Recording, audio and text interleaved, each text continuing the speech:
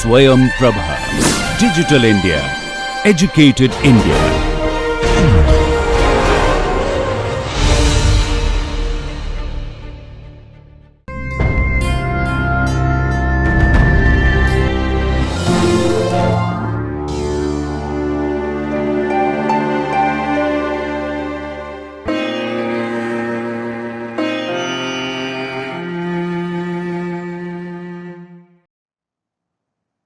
Hello friends, I welcome you all to this first lecture of BSc with Chemistry, discipline specific elective of Quantum Chemistry, Spectroscopy and Photochemistry.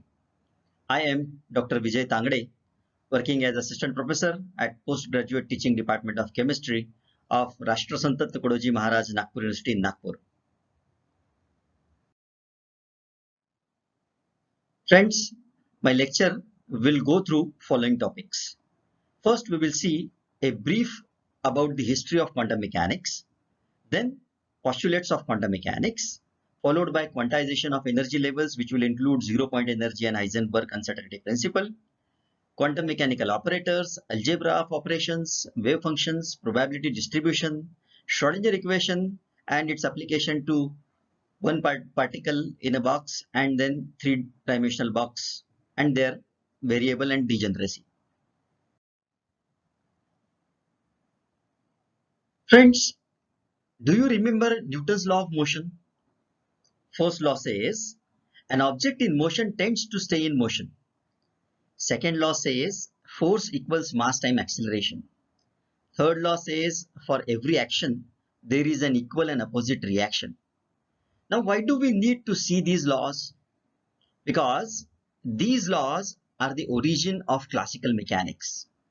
And actually, if we see, the real development of science started because we started understanding the mechanics of a macroscopic things. Although we say classical mechanics is a fundamental of all real sciences, however, this classical mechanics can be applied only to macroscopic particles, as the position as well as momentum can be predicted accurately for these particles. However, this is not possible in case of microscopic particles. According to Heisenberg uncertainty principle, it is impossible to determine the position as well as velocity of a microscopic particle accurately. Classical mechanics assumes that the energy is absorbed or emitted in a continuous manner. But according to Planck's theory, the transition of energy is in the form of packets called as quanta. There are several important phenomena which could not be explained on the basis of classical mechanics. We will see one by one all of them.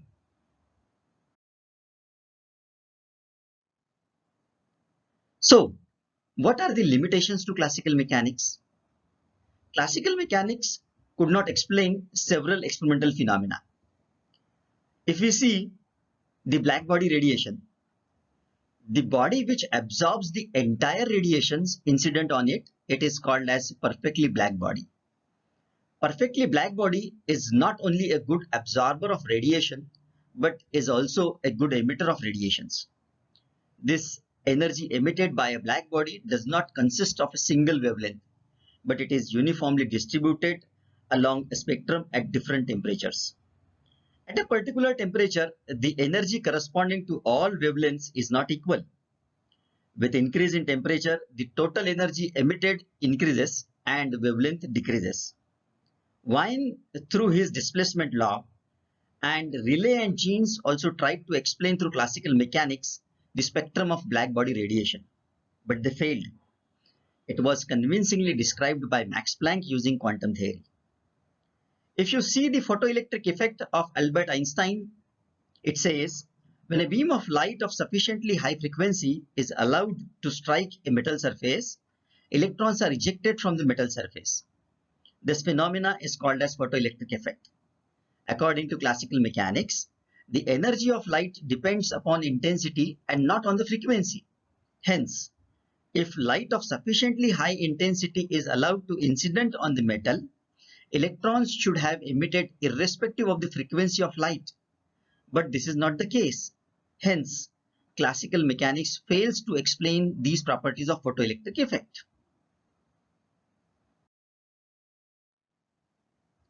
Moreover, if you see towards the heat capacities of solid, the amount of heat required to raise the temperature of 1 gram of solid through 10 degrees of centigrade is called as heat capacity of that solid. Dulong and Petit found that for all the monoatomic solids, the molar heat capacity is same with value of about 25 joules per Kelvin per mole. According to classical mechanics, the observed value of heat capacity of solids can be measured accurately. However, this is not true at lower temperature, especially when temperature approaches towards absolute zero. The value is much lower than 3R if you approach towards absolute zero of temperature. This observation can be explained on the basis of quantum theory. However, classical mechanics cannot predict it accurately. More so, if you look at the atomic spectra of hydrogen, when the emission spectra of hydrogen was observed, it was found to be a line spectra with a large number of lines at different wavelengths or wave numbers. It means that the emission of energy from a hydrogen atom is not taking place in a continuous as expected by classical mechanics. The line spectra is due to de-excitation of electrons from various energy levels. That means the energy is quantized and hence we get discontinuous line spectra instead of continuous band spectra. Classical mechanics failed to explain this phenomena as well. And majorly this was considered to be the beginning of quantum mechanics. So friends, basically these limitations are the origins of quantum mechanics. In order to overcome the limitations of classical mechanics, the concept of atomic structure came in. Initially, Max Planck assumed that the radiation consists of small packets of energy. It means that light has particle-like nature. However, de Broglie put forward an entirely new concept of dual nature of matter. He showed that the matter consists of particles as well as waves associated with it. On the factual grounds, we observe classical mechanics deals with the macroscopic particles while quantum mechanics deals with the microscopic particles. Secondly, classical mechanics is based on Newton's law of motion while quantum mechanics is based on de Broglie's concept and Planck's quantum theory. Moreover, classical mechanics is based on assumption that energy can be absorbed or emitted continuously while quantum mechanics believes that energy transition takes place in a discrete quantas. Also, the velocity of macroscopic particle is much less than velocity of light, and so one can determine the position and velocity with large certainty. Thus, classical mechanics does not require the concept of probability. But quantum mechanics is applicable to microscopic particles moving with high velocities. Hence, Heisenberg uncertainty principle plays important role, and so approach is based on probability. Now, if you see the Bohr's model of atom, Niels Bohr in 1930 proposed a theory of hydrogen atom which not only explained the origin of hydrogen spectrum but also led to an entirely new concept of atomic structure. Although Bohr's atom could successfully explain the hydrogen spectrum, but it failed in explaining the multi-electron systems and superfine splitting of spectrum line when observed under a spectroscope. It does not explain the Stark effect and Zeeman effect under electric and magnetic field respectively. Bohr's model assumes the quantization of angular momentum and suggests that the angular momentum is integral multiple of h upon 2 pi or h cut. But it does not give any logical reasoning for this quantization. For this, Louis de Broglie in 1924 proposed that all the particles are associated with wave and hence a particle has a dual nature. It can be understood using a double slit experiment. You can see in the figure in inset that a beam of light, when it is passed through a single slit, it forms a single band on the screen. However, when the same light with same intensity is allowed to pass through two slits, they interfere and they form the interference pattern on the screen. And basically, this is the interpretation of de Broglie's proposal that particle has dual nature of particle and wave.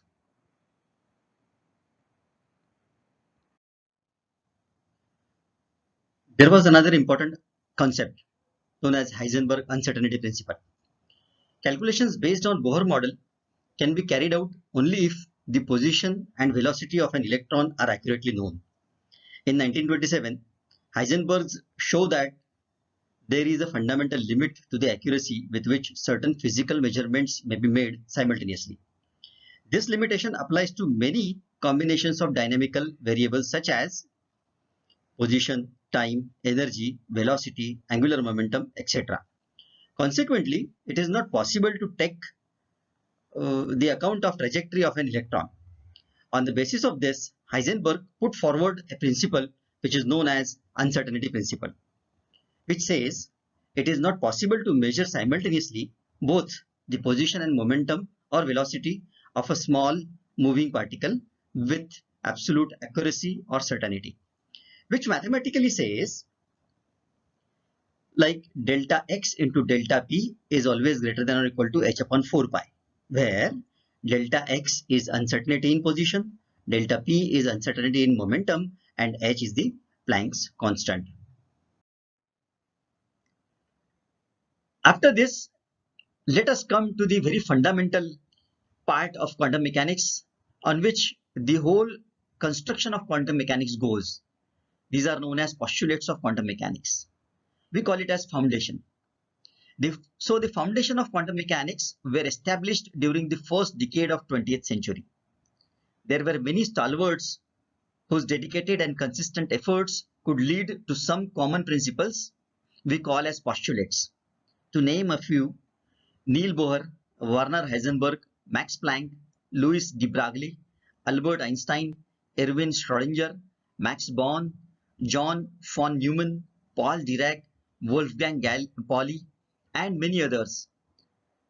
They have put all their efforts in defining and postulating the laws and nature of quantum mechanical behavior. The entire quantum mechanics has following 5 postulates as foundation pillars.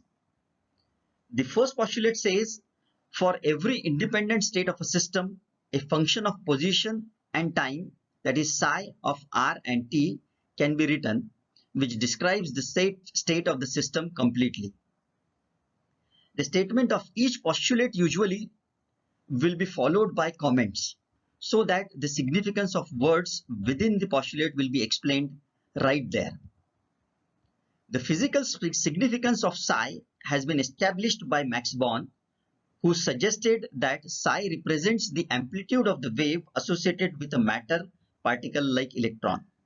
However, in case of light or sound, square of amplitude gives intensity. Similarly, the square of amplitude of electron wave, that is psi square, gives the intensity of electron wave at that point. In other words, psi square represents the probability density of an electron cloud at any point. It is also called as probability of finding an electron at that point. Further, the value of psi may be real or imaginary, but probability cannot be taken as imaginary. Hence, for complex function, psi into psi complex conjugate is taken as probability instead of psi square. This is always a real positive number, where as we know that psi star, which we represent here, is the complex conjugate of psi. This psi has got very particular property, that is, this wave function psi, which is a function of position and time, is always a single value. It is always a finite one. That means it should not go infinite, and this is always continuous.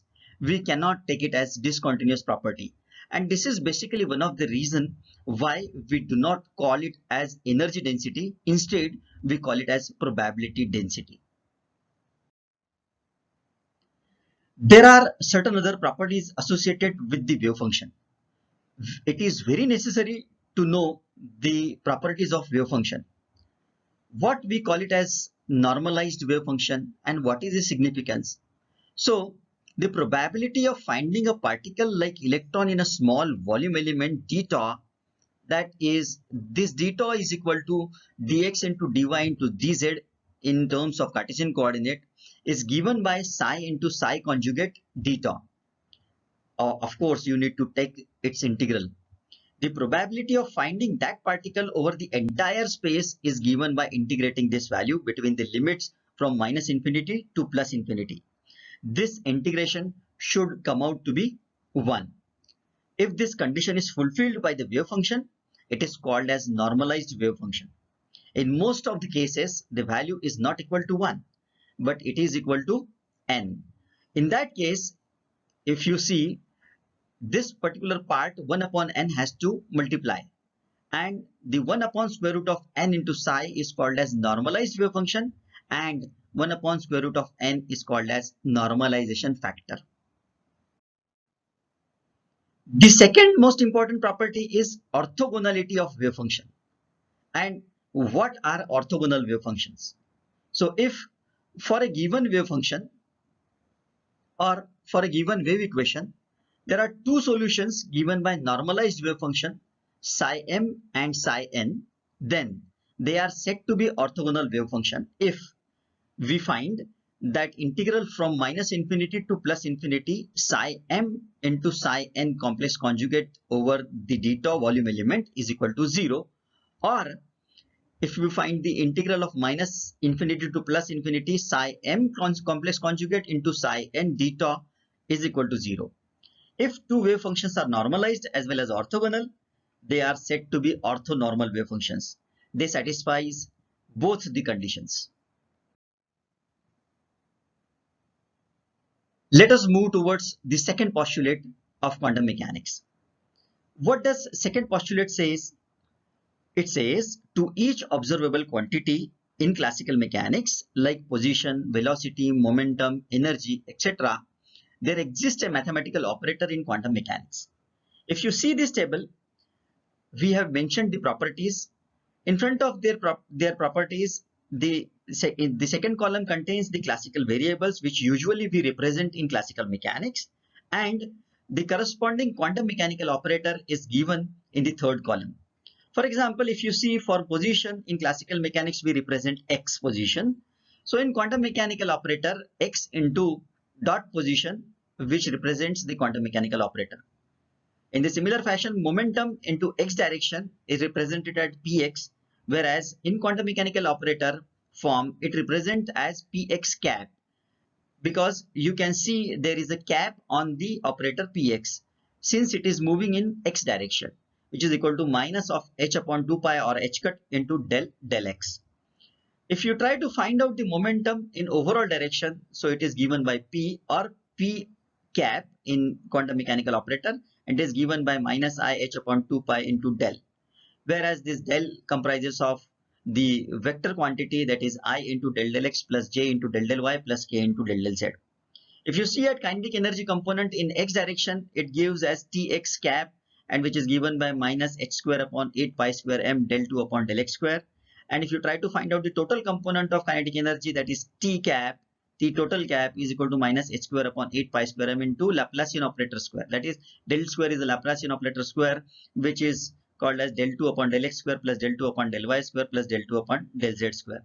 And the total energy, which we call it as a Hamiltonian, is given by h cap, which is given by minus h square upon 8 pi square m del square plus v, where v is the potential energy.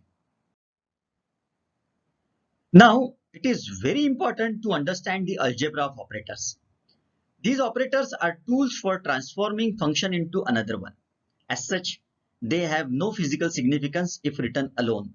For example, if you see the square root symbol, and if you do not put anything under this square root symbol, it does not signify anything.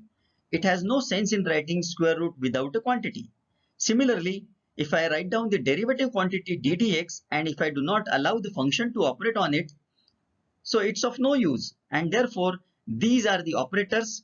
Without the function, they have no significance as such, and therefore the algebra of operators is of utmost importance. If you see the addition or subtraction of these operators, you can have the a operator plus a plus minus or b operator into bracket, and if you want to operate it on a function f of x, it gives a operator into f of x plus minus b operator into f of x, which is the natural flow. If you try to see multiplication, again this is the natural flow, operator a into operator b, and both they multiply to f of x, they will give operator a into b into f of x, which correspondingly gives g of x, and therefore a, when operates on g of x, it gives final function h of x. Similarly, when you try to see the commutative property, when a series of operations are performed on a function successively, the results depend on the sequence in which the operations are performed. That is, a into b operator a into operator b into f of x, if it is equal to operator b into operator a into f of x, that means the operation of operators, if they does not matter in the sequence in which they are operating, if they are same, then the property is called as commutative property. In case of linear operator, an operator A is said to be the linear if its application on the sum of two functions gives the result which is equal to the sum of the operations on the two functions separately. That is, if operator A operates on f of x plus g of x, it will give a into f of x plus minus a into g of x separately.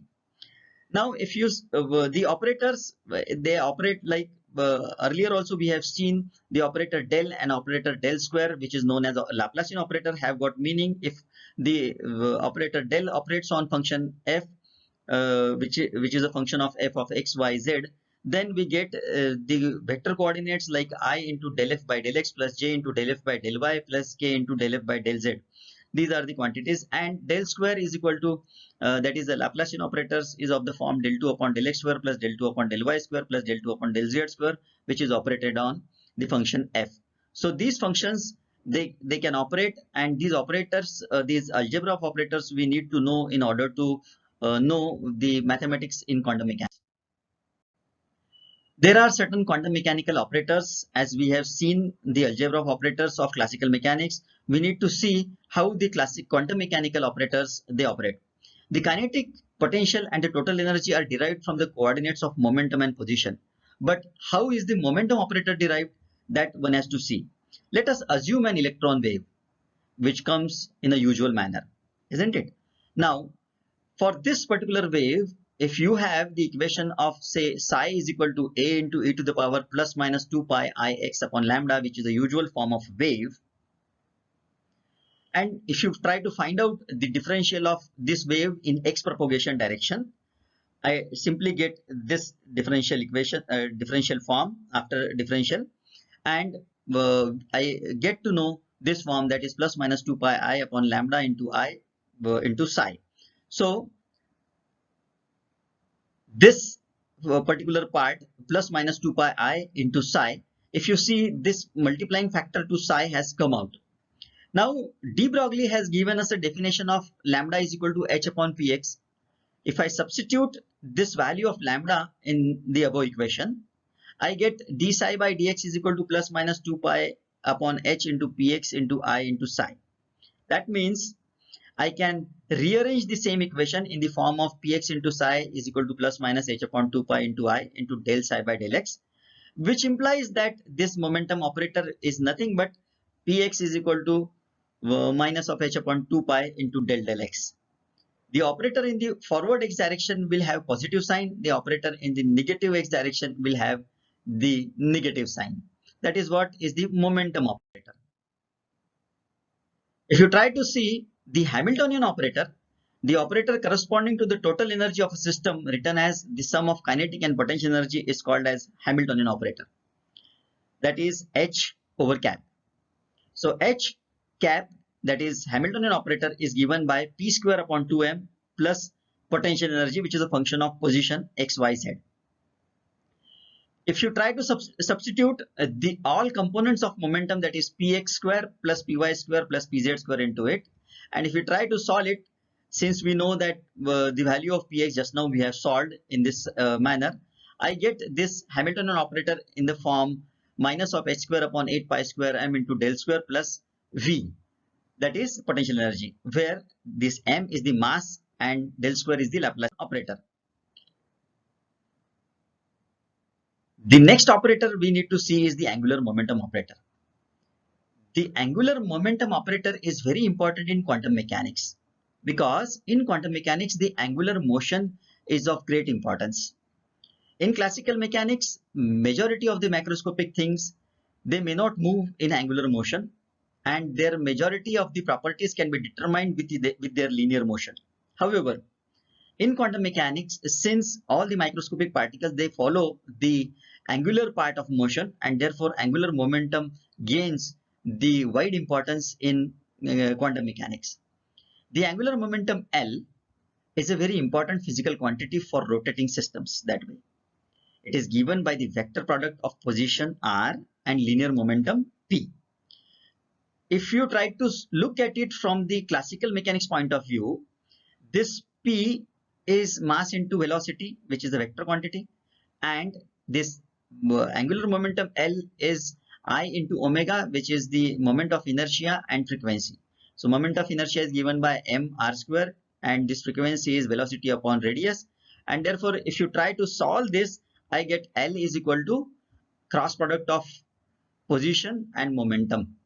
And therefore, if this I, j and k are the unit vectors and x, y, z are coordinate respectively, then we get this position coordinate I as ix plus jy plus kz and momentum coordinate ipx plus jpy plus kpz.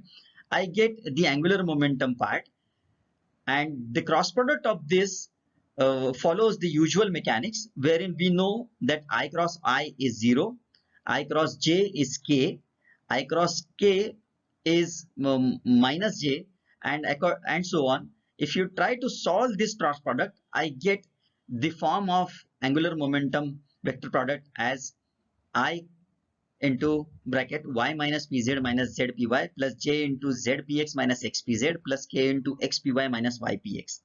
Now, if you compare the components of unit vectors I, j and k, I get to know the components of angular momentum along x-axis, component of angular momentum along y-axis, and component of angular momentum along z-axis.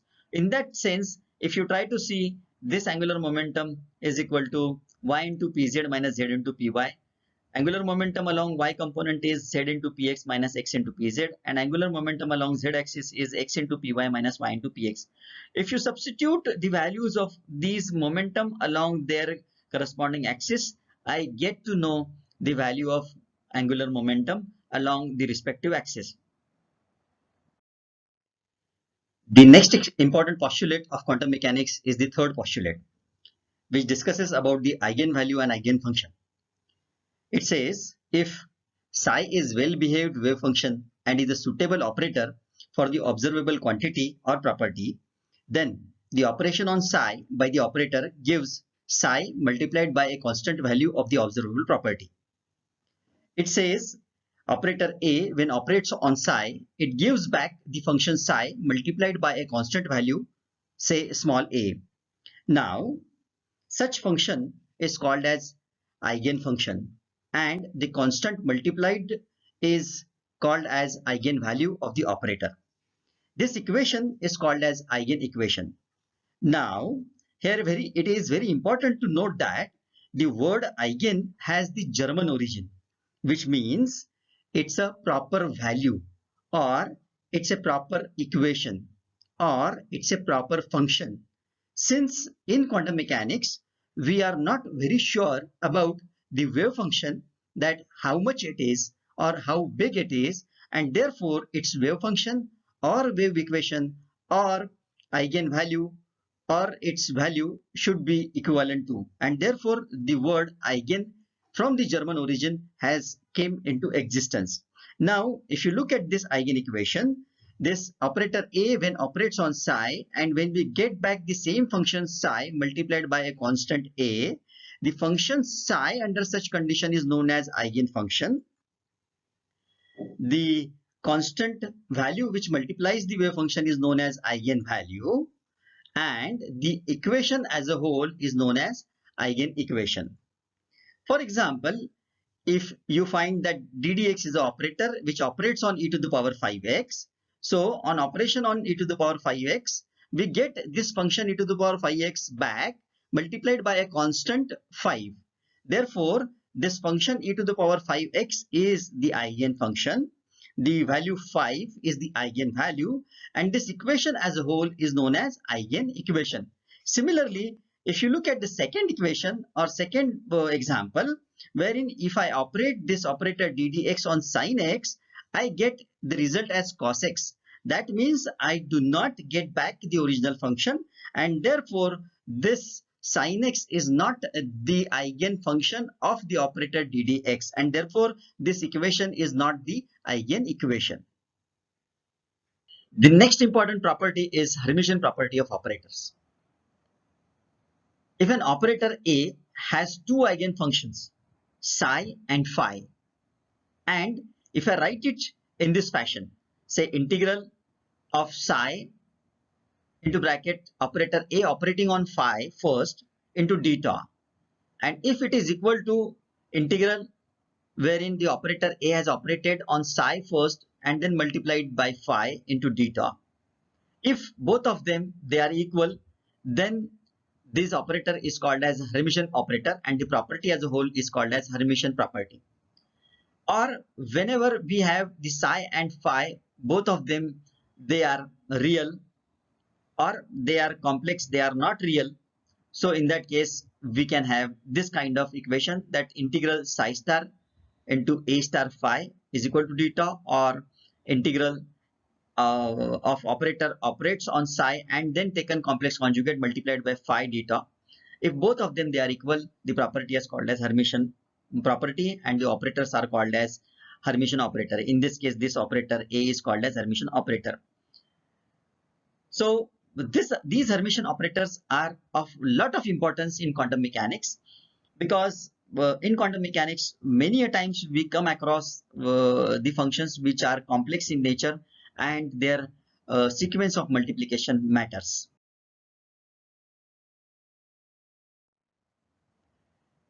There are two very important properties of Hermitian operators which we very frequently use in quantum mechanical operations. These properties are: number one, the eigenvalues corresponding to eigenfunctions and Hermitian operators are always real. What I mean is, if I obtain the eigenvalue as A in one case and eigenvalue as A star in other case, both of them they must be equal. Since the eigenvalues should always be real, it cannot take the complex values. It should always be real. It has to compare with energy. Energy cannot be complex, and therefore this A has to be equal to A complex conjugate, and this A is called as eigenvalue. And the second property, Hermitian operator property, which is very important again, is eigenfunctions corresponding to different eigenvalues are orthogonal to each other, which means if I have one eigenfunction psi1 which corresponds to some different eigenvalue, and psi2 star which is a complex conjugate of some other eigenvalue, and if I take integral of psi1 and psi2 star, that is psi2 complex conjugate d tau, this is equal to 0. The next postulate is postulate 4. It says that if a number of measurements are made over the configuration space, then the average value of the quantity m is given by m bar. This m bar is given as integral of psi star operator m into psi d tau upon integral psi into psi star d tau. It can be represented as integral psi star operator m into psi d tau if psi is normalized, since in that case integral of psi into psi star d tau has to be equal to 1. In this case, the expected value or average value of physical quantity of system can be determined. But for which functions? For only those functions whose state function is psi, and it is obtained using this equation. For example, we can calculate the expected value of energy if we know precisely the wave function for a system. If I have a wave, and if I can define the wave function psi, and if I define this wave function psi very precisely, I can find out the energy of this wave or particle inside a given defined confined area. The fifth and the last postulate of quantum mechanics deals with the Schrodinger wave equation. What does it say? It gives us an idea about the time dependent Schrodinger equation. It says that for every system, time-dependent Schrodinger equation is given as this equation. That is, operate Hamiltonian into psi of xt, that is position and time, is equal to I into h cut into del t of psi, which is again a function of x and t. This equation is a partial differential containing both the dependent variable, that is position and time. One can very easily separate these variables by using the method of separation of variable, that is a usual method, that is one containing position variable and other with the time variable. After following the separation of variable, we get two equations. Those equations are, the first one is this, wherein you can see the position dependent equation, and this is time dependent independent form of Schrodinger equation, and the other one is position independent and which is called as time dependent form of Schrodinger wave equation. So this is one of the important aspect which Schrodinger has given, and which was I guess is a turning point from where the quantum mechanics has really started taking a swing into all the electronic media. Now, after looking at the 5 postulates of quantum mechanics, we now see the derivation of Schrodinger wave equation. For this, let us consider a very basic elementary system wherein we consider a single electron whose mass is m and whose velocity is v. The total energy of this electron is actually the sum of kinetic energy and potential energy v. This E is equal to actually the Hamiltonian in quantum mechanics, which we take it as a T plus V. We know that in classical mechanics, we take kinetic energy as half mv square being classical motion. It can be represented as p square upon 2m. Now, if I consider the momentum across the 3 Cartesian axes, it gives the value as p square is equal to px square plus py square plus pz square. If I substitute the values of momentum in kinetic energy expression, I get this expression wherein I have the kinetic energy expression is equal to px square plus py square plus pz square upon 2m. If I want to find out the value for Hamiltonian or total energy, I get the equation E is equal to px square plus py square plus pz square upon 2m plus v as potential energy, which is the function of position. Now, from the expression of momentum, I can find out the value of px square, that is along the x direction only, which gives px square is equal to minus h square upon 4y square del 2 upon del x square, and where my energy is equal to Hamiltonian operator of the energy.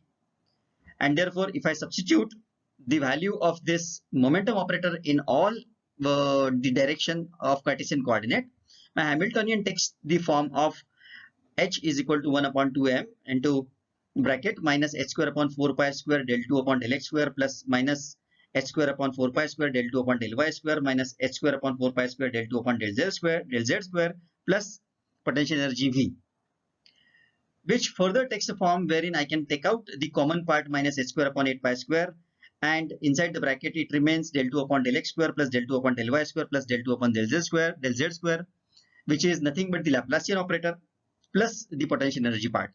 And therefore, the final form of Hamiltonian, which comes out as h is equal to minus h square upon 8 pi square m del square plus potential energy V, which is a function of x, y, z, where del square is equal to del 2 upon del x square plus del 2 upon del y square plus del 2 upon del z square.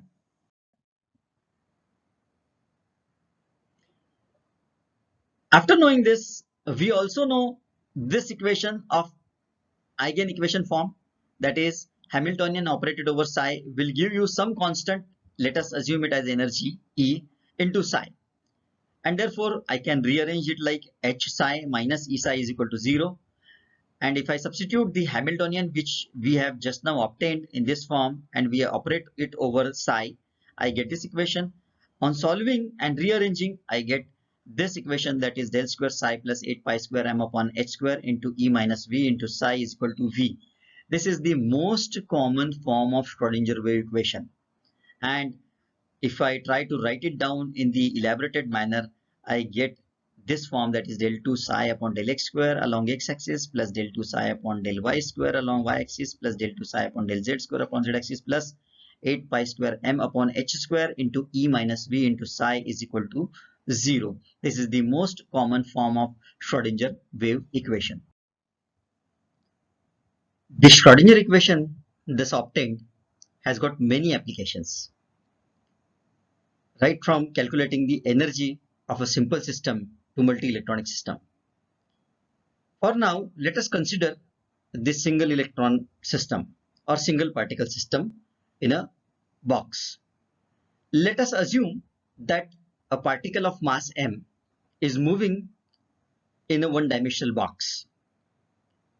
Let us assume that the length of the box is a, and let us also assume that the potential outside the box is infinity and potential inside the box is 0. If you consider these conditions, I can write down the Schrodinger wave equation of the fashion d2 psi upon dx square plus 8 pi square m upon h square into e minus v psi is equal to 0. If we have potential outside the box infinity and if we put the condition outside the box, look at figure A here, we can neglect the second term in the equation and therefore simply psi comes out to be 0. What does it indicate? It simply indicates that outside the box there is no probability of finding the particle, since the potential outside the box is infinity, and therefore Schrodinger wave equation gives us a clear-cut answer that there is no probability of finding a particle outside the box. However, if we consider the particle inside the box, the potential energy is 0, and therefore the Schrodinger equation can now be written as this d2 psi upon dx square plus 8 pi square me upon h square into psi is equal to 0. I can very easily go for solution. If I rearrange this, I get 8 pi square me upon h square is equal to constant, and let us assume this constant as k square, which implies that the value of E can be calculated using this formula k square into h square upon 8 pi square m, which we will be using at later stage to reach to one very important conclusion. If I substitute this 8 pi square me upon h square as a constant, which is k square, the second order differential equation takes the form of d2 psi upon dx square plus k square into psi is equal to 0. This equation is that kind of simple harmonic motion and it has got a very simple solution. So if I try to find out the solution of this harmonic oscillator kind of equation, second order differential equation, I can have two solutions for it. The one is of the form psi is equal to a into e to the power I kx. However, let us not go for the complex solution. Let us go for the simplest possible solution, that is psi is equal to a into sine kx plus b into cos kx. This is the most simplest kind of solution which we have now. Now, let us try to find out what are the values for a, b and k. Unless we find out the values for a, b and k, we would not be able to reach to concrete solution for our wave equation. And therefore, in order to find out the values for constant a, b and k, let us apply the boundary conditions to our problem. That is, if you refer to figure A previously, at x is equal to 0, obviously psi is equal to 0, that is at the boundary there is no probability of finding your particle. And therefore, after substituting this value at x is equal to 0, psi is equal to 0, our equation turns out to be that 0 is equal to a into sine of 0 plus b into cos of 0, which leads to final condition that b is ultimately going to be 0, since the overall equation has to be 0. And therefore, our psi turns out to be psi is equal to a into sine of kx. Now our overall wave equation psi is equal to a sine kx plus b cos kx has remained into only form that psi is equal to a sine kx. The other part has automatically gone away. So now let us try to further solve it in order to find out the value of a and k. For this, let us put the other boundary condition that at x is equal to a, again psi is equal to 0 because that is also a boundary condition. And therefore, our equation turns out to be 0 is equal to a into sine k. Now, in order to get this a into sine k is equal to 0, there are two possibilities. One in which a is equal to 0 or sine of k is equal to 0. Since a cannot be 0 because if a and b both are 0, then there is no point of view in discussing the equation of psi, and therefore sine of ka must be 0. However, when sine of ka is equal to 0, if the k satisfies the condition that k is equal to n pi upon a, and therefore under that condition only sine of ka can be equal to 0, and therefore k is equal to n pi upon a. So now we have reached a very important conclusion that our k has got value of n pi upon a, where remember a is the dimension of your box in which the particle is moving, which implies that our psi has got solution of the form that psi is equal to a sine n pi upon a into x. Moreover, if you recall that our energy equation which we have seen earlier is equal to k square h square upon 8 pi square m. Now if I substitute the value of k into this equation, I get E is equal to n square h square upon 8 m square. Now in the final expression of energy which we have seen, h, m and a are the constants. Therefore, there can only a discrete set of values of energy dictated only for the integer n. That is, energy is quantized. I repeat, energy is quantized and integer n is the quantum number. Moreover, since this situation is in contrast with the situation of free particle, the universal conclusion is that whenever a particle is confined to move in a limited space, its energy is quantized, which is a very vital statement which has come out of the first most ever application of the Schrodinger equation, and it has given the origin of principal quantum number, wherein we have come to know that energy is quantized, and the most concrete conclusion is that whenever a particle is confined to move in a limited space, its energy is quantized. So now, even after finding out the value of k, our wave function is still not complete because we still did not find the value for a. Now, in order to find the value for a, we need to go for normalization of the wave function. Now, how to normalize and why to normalize? Now, we know that there is a definite probability of finding our particle inside the box. So, the entire probability when it is inside the box, I can now integrate the entire space of the box right from 0 to a, that is its edge length, for psi into psi conjugate into deta, which is equal to 1, which implies if I substitute the value of psi and psi conjugate, I get integral 0 to a square into sine square n pi upon a into x deta is equal to 1. After solving it mathematically and after using the table of standard integral, we need to use the formula sin x is equal to 1 minus cos 2x, and after doing a simple mathematical rearrangements and manipulations, we come to the result that a is equal to square root of 2 upon a. That means it has given us a value of the amplitude a of the wave function, which is square root of 2 upon a. On substituting this value of a into wave function, we get the final form of our wave function, that is psi is equal to square root 2 upon a into sine of n pi x upon a.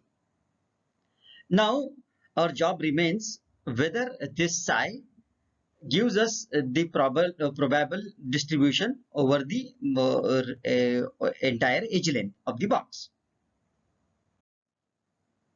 Now, before going to find out the validity of psi, the very important point that one needs to know is 0-point energy.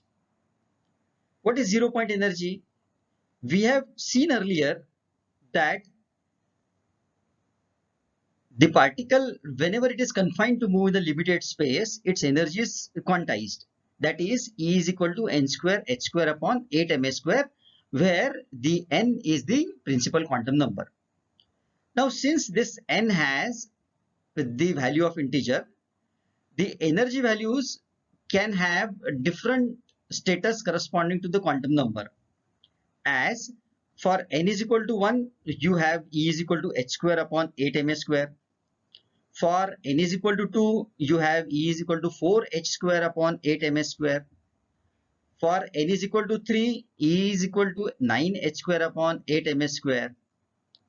Out of all these, if you see and if you try to find out the value for psi, you get the value for psi is square root of 2 upon a into sine of n pi x upon a. If you substitute the value of n is equal to 1, you get the minimum possible energy even at the minimum of the temperature.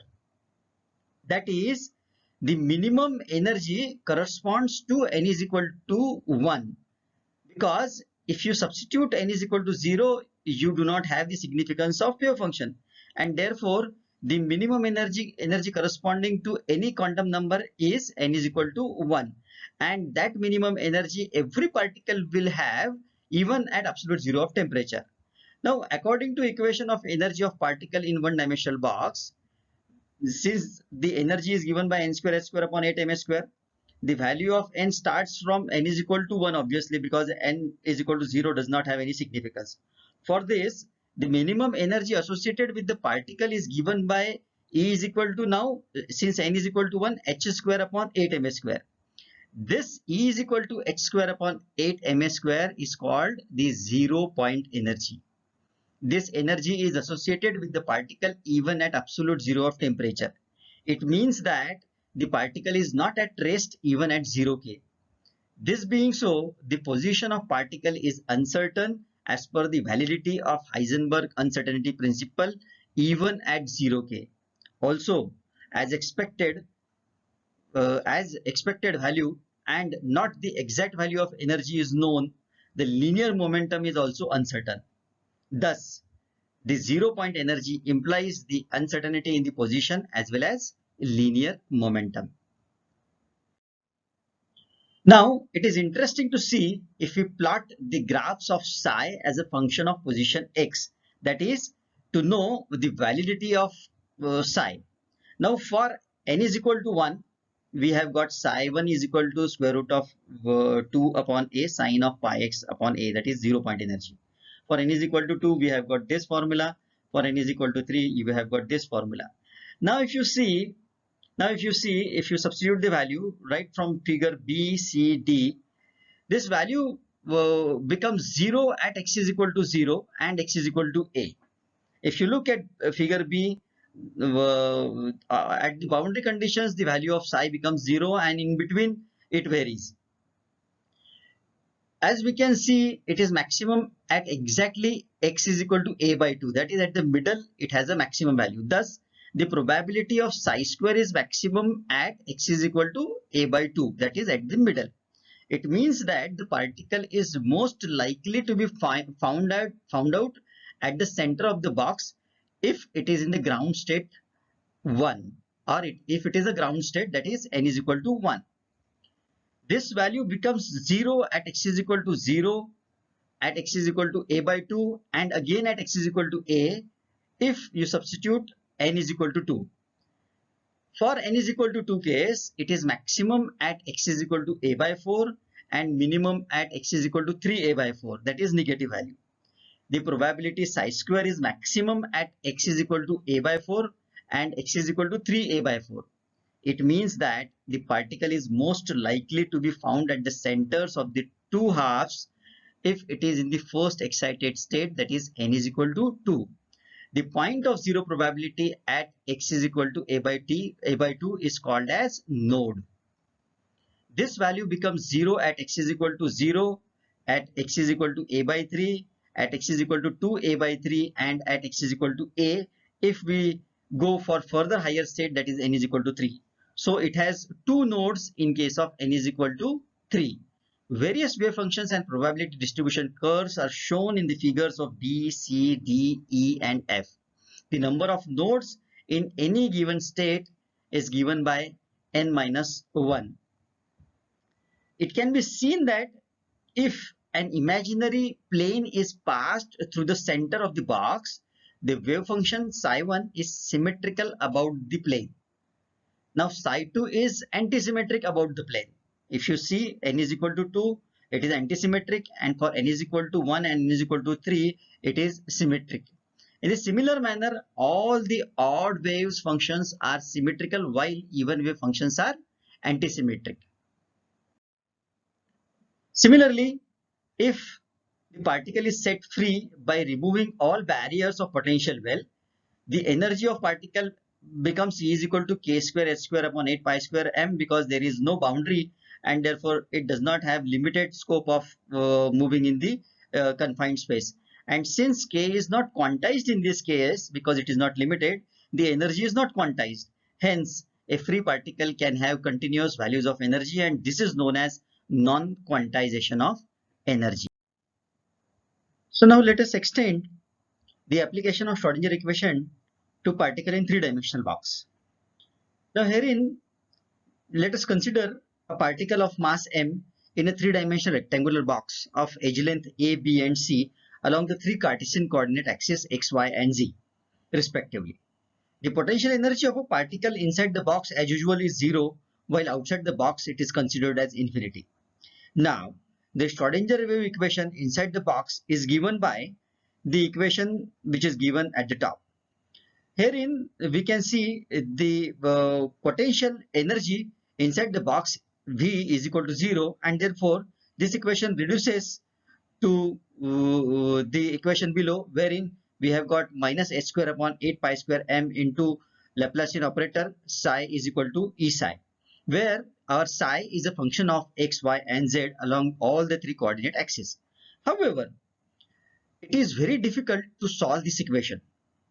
Why? Because all the three coordinate axes are involved into this equation, and the motion of particle along the three axes are simultaneously involved, and therefore it is very difficult to solve this equation.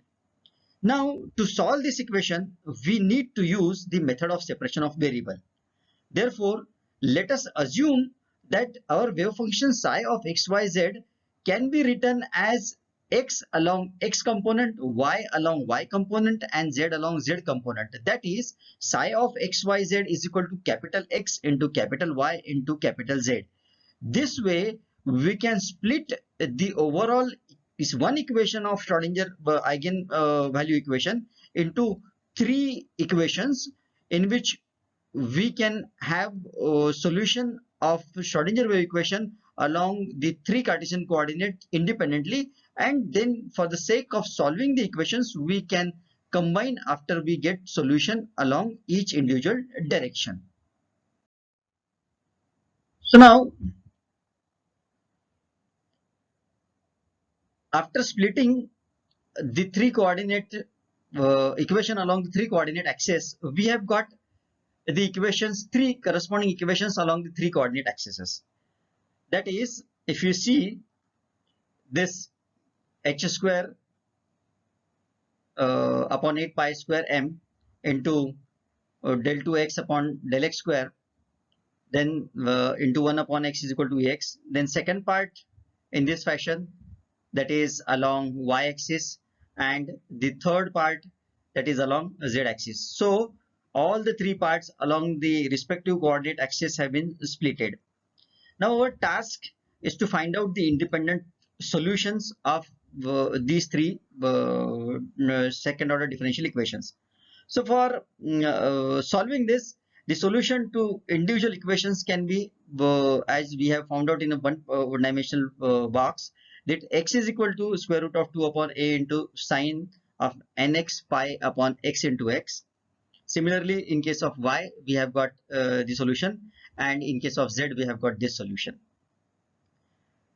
Now, in this case, you can see that there are generation of three quantum numbers now, nx, ny, and nz, for the three separate boxes, imaginary boxes, wherein we have one box along x-axis, other box along y-axis, and the third box along z-axis. So now the overall wave function psi of xyz, if we try to combine as usual, that it is x, the product of x into y into z. So if we try to combine the solutions of individual solutions of x, y, and z, I come to have this expression, overall expression, wherein I get the combined wave equation of this form, square root of 8 upon abc into sine of nx pi x upon a into sine of ny pi y upon b into sine of nz pi z upon c. Also, if I try to find out the energy solutions along x, along y, and along z, are these three. That is, along x it is Ex is equal to nx square h square upon 8m square. Along y it is ny square h square upon 8mb square. And along z it is nz square h square upon 8mc square. Such that the total energy also, it will be along distributed in a three part. That is h square upon 8m into bracket nx square upon a square plus ny square upon b square plus nz square upon c square. So this is what is about three-dimensional. That means the lowest ground state energy, if I try to find out for this particular system, and if I substitute nx is equal to 1, ny is equal to 1, and nz is equal to 1, so in that case the lowest possible energy for a particle in a three-dimensional box will come out to be h square upon 8m into 1 upon a square plus 1 upon b square plus 1 upon c square for a rectangular box. That is, the total energy and the wave function for a three-dimensional box requires three quantum numbers to be described for the state of the system, for defining the state of the system. Now similarly, if I generalize the case for two-dimensional problem, only two quantum numbers will be described. And as we have seen, for one-dimensional box, we need one quantum number to be described.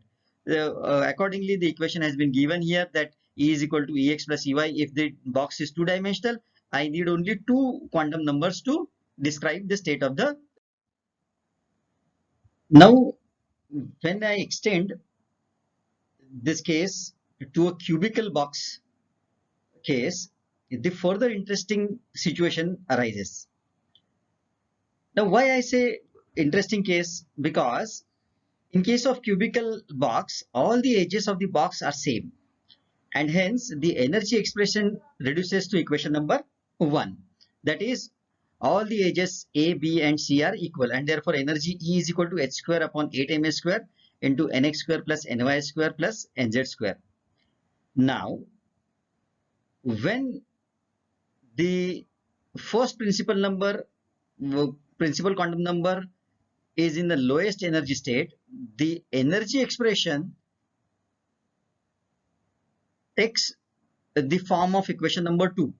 Why it takes the form of equation number 2? Because I have substituted the value of nx is equal to 1, ny is equal to 1, and nz is equal to 1. Therefore, energy E11 comes out to be 3h square upon 8m square. That is given by equation number 2. This value is 3 times that of the one-dimensional box, which is very obvious. And the corresponding wave function is given by equation number 3, wherein I have psi 111 is equal to square root of 8 upon a cube into sine of pi x upon a, sine of pi y upon a, and sine of pi z upon a, since all the lengths are same. Now, the next energy level reaches when one of the quantum number is 2 and the other two are 1 each. Under these circumstances, the three possible ways of representation are observed, which are corresponding to nx, ny, and nz, that is either 211 or 121 or 112. Each state has the same energy and which is represented in equation number 4. However, if I try to find out their wave functions, they will be different. In one case wherein I have psi 211, I have expression of wave function as this. In other case, psi of 121, I have a expression as this. And in case of psi 122, I have expression like this. That means Such a state having more than one wave function are called as degenerate state, and the phenomena is called degeneracy. In this case, the state is triply degenerated, and in case of nx is equal to ny is equal to nz is equal to 1, that means all the quantum numbers are equal to 1, the states are called as non-degenerate state. We can further extend this pictorially. If I try to plot the energy versus the possibilities of wave function, so the ground state energy, that is E111 in case of cubical box, comes out to be 3h square upon 8ms square, wherein all the three quantum numbers are same and therefore they are lying on in only one energy level. However, when I go for second quantum number, wherein one of the quantum number is 1, one of the quantum number is 2 and the other two are 1, the energy corresponds to 6h square upon 8ms square. However, interestingly, if you see, although the energy is same, the wave function has been distributed in the three states, that is 211, 121 and 112 representation, kind of representation. The other similar case can be obtained if I go for two quantum numbers equivalent to 2 and one quantum number equivalent to 1. I get energy is equal to 9h square upon 8ms square, and the degenerates, triply degenerate states are 221, 1212 and 122. I can further go to the higher state wherein all the quantum numbers are same, that is 222, and I have energy is equal to 12h square upon 8ms square, and again I obtain the non-degenerate state wherein I have wave function single wave representation, that is 222. However, the other interesting fact to be noted here, that if I ask you what are the first four energy levels which are to be described under such cubical box degeneracy, so do you agree that these are the only first four energy states which we can obtain? If you say yes, then you are wrong, because the next step we can have is the one quantum number equivalent to 3 equivalent to 3 and two of the quantum numbers are equivalent to 1. This state come out to be energy equivalent to 11h square upon 8ms square and not 12h square upon 8ms square, and therefore the first four quantum energy levels are, that is 3h square upon 8ms square, 6h square upon 8ms square is second, 9h square upon 8ms square is third one, and 11h square upon 8ms square is the actual fourth one. So 12h square upon 8ms square, wherein the non-degenerate state appears again, is the fifth state, not the fourth state. The same thing can be pictorially represented, what actually is meant by degeneracy. So if you look at these figures, you can see that in one of the first figure, if you stand by x side, you will see there are two balls. You can see if you stand by y side, you can see only one ball, and if you stand by z side, you again see only one ball, and therefore the degeneracy stands for 2 1 1. If you go for second figure, you can have the visualization of 1 to 1 kind of situation, and if you go for third figure, you can have the visualization of 1 1 2 kind of figure. So the cubical box degeneracy means in this sense, although the energy of the particles are same, however their degeneracy can be different. They can be triply degenerated, they can be six-fold degenerated, or they can be non-degenerated as well. The best example that I can quote here is, let there be a multi-story apartment wherein there are multiple floors in a building. However, there are multiple flats on the single floor, and therefore we can say, although there are 5 flats on the single floor, these 5 flats have got different degeneracy. That means they are degenerated state, although the energy are same. So this degeneracy concept can be understood in this manner. Here we have come to an end of the lecture 1, in which we have seen the introduction to quantum mechanics, we have seen the postulates, we have seen the application of Schrodinger equation, derivation of Schrodinger equation, application of Schrodinger equation to one-dimensional box, and we have seen its application to a particle in a three-dimensional box. Thank you, friends.